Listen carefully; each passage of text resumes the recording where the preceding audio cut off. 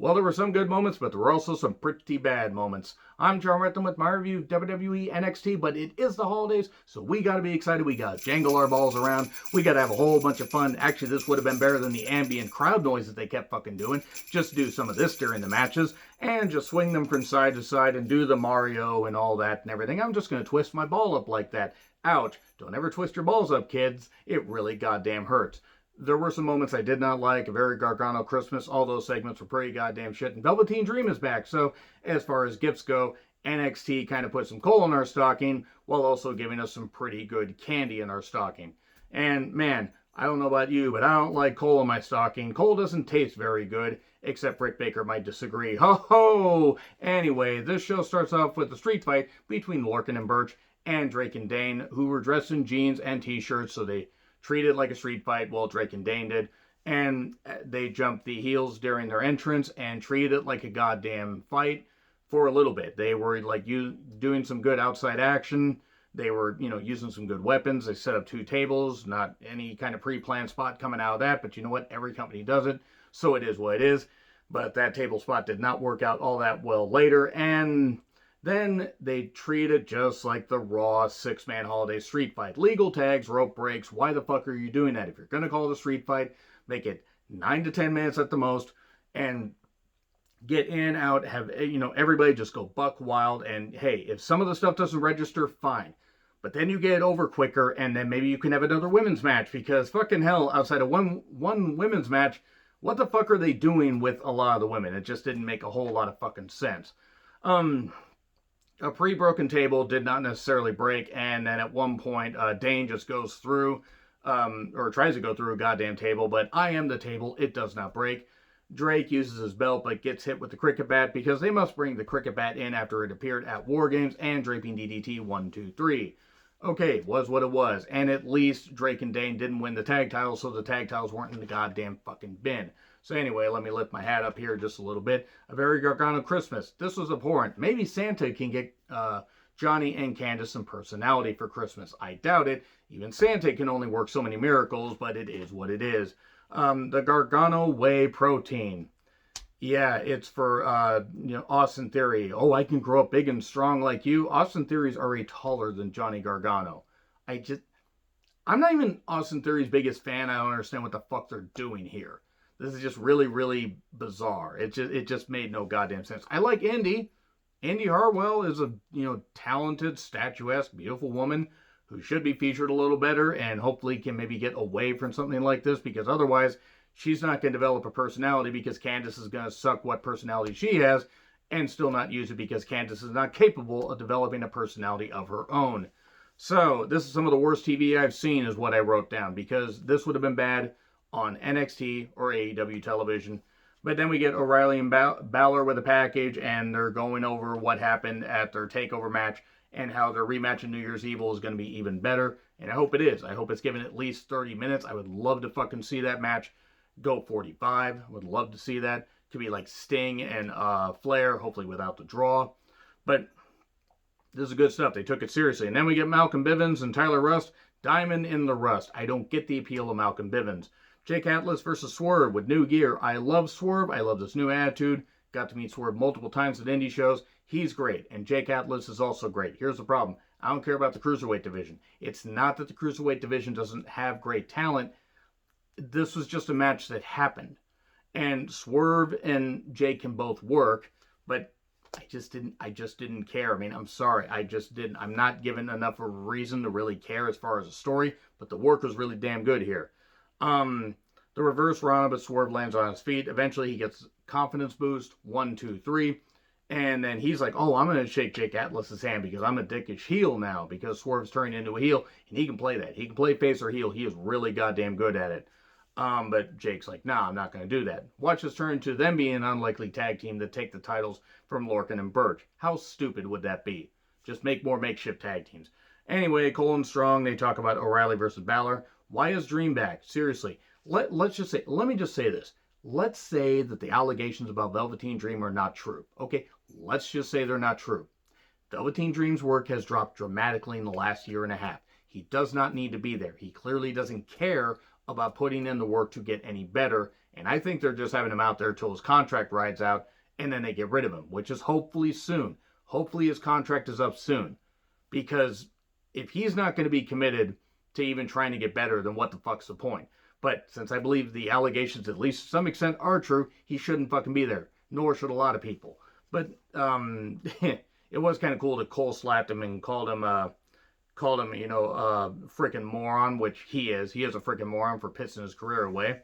And then Thatcher talks about respect, says Ciampa should watch what he does to Ruff tonight. Rhea Ripley versus Dakota Kai.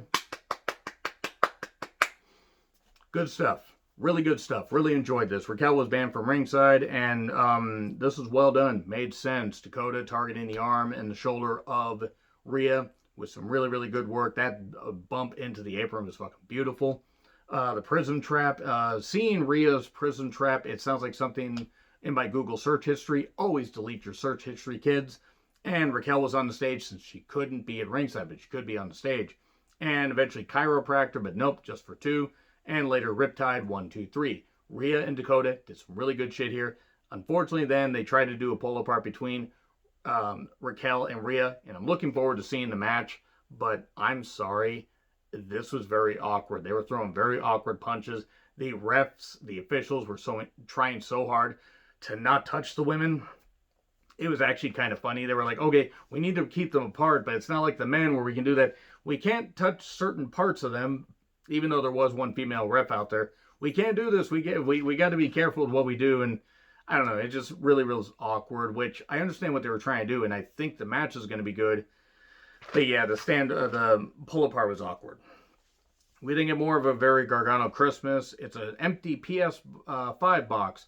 I got you something better than PS5. What is that? The family nickname, Indie Wrestling. Congratulations, Johnny. You're making a joke that everybody started making before or right when Indy Hartwell got signed. That's not knocking Indy Hartwell. I think she has a very bright future. I hate this. I fucking hate this. It's fucking stupid. And you got Austin Theory crying because he's eating a cookie. I don't know, maybe the cookie was past a certain age. That's why he was upset. We then get Toni Storm with a very huge hat and jacket. I don't really understand what that was. I think the jacket was bigger than she was. Calls out EO and references beating her in the Mae Young Classic 2, Electric Boogaloo. This is good. This is good stuff. I really enjoyed this. Was it Mae Young Classic or Mae Young Classic 2? Goddamn. Who the fuck won the Mae? Anyway, moving on from that. This was good stuff, though. I just don't understand. Tony's gear was a choice. And we get more of the Xia Boa stuff where now they're battle hardened and they can't feel pain. They're beating the shit out of each other. And this is stupid. This is stupid and I hate it. I don't mind them trying to build up Xia Li. I don't mind them trying to do something. But I got sick of this shit in Lucha Underground. And I'm sick of it here. So I don't care what fucking happens here. I hope this works out for Xia Li. I hope this works out for Boa. But I'm fucking done. This is one of the worst things that WWE has done this year. It's fucking stupid. It's like Triple H found, a love of snuff films, and I don't fucking get it. So, they're suddenly enjoying the torture and whatever.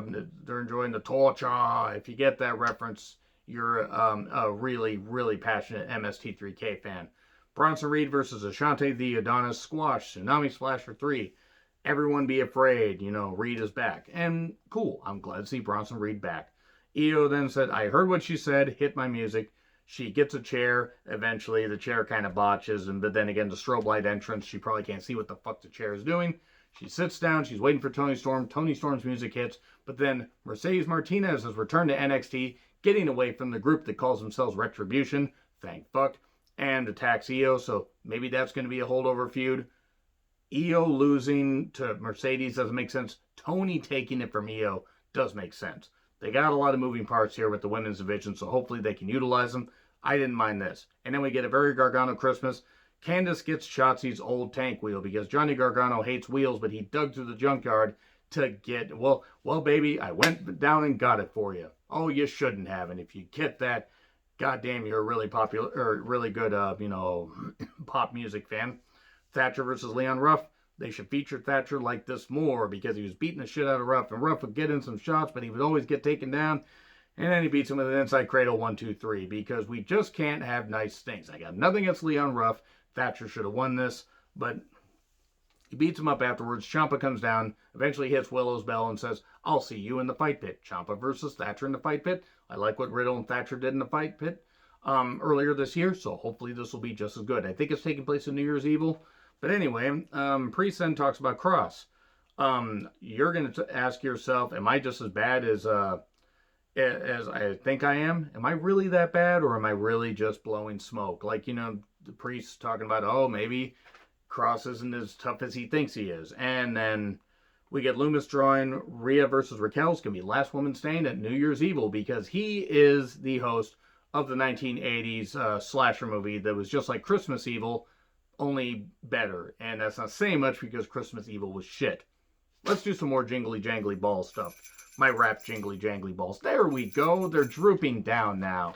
There's medicines for that, medical procedures that can take care of that. So anyway, Tyler Russ with Malcolm Bivens versus Arya Daivari. The work is good. Bivens annoys me, and annoys me like, oh, I want to see his guy get beat up. Like, nah, just an annoying little twerp. I don't fucking get it. Russ with some good shoulder focus and gets an arm trap for the win. Good stuff. Arya Daivari I also like. This was not that bad. And then we get Ruff whine his rematch with Gargano. He gets it next week. We get the Cross promo. And he says, well, you are an intriguing roadblock. One I can't take my mind off of. Or take my eyes off of. And man, roadblock. End of the line. There we go. They're going to face off at New Year's Evil. And Cross should no doubt beat Priest. Unless they want to position Priest to suddenly take the title from whoever wins between Balor and O'Reilly. And then we finally get Dream versus Cole. Cole wins with the last shot. That's all I'm really going to say right there, because Velveteen Dream does not deserve my time. So that's really it right there. Not a bad episode, but more holiday cheer. Hooray! Anyway, agree, disagree what I said. Like, share, subscribe. Twitter handle in the description. I'm John Ritlin. I'll see you soon.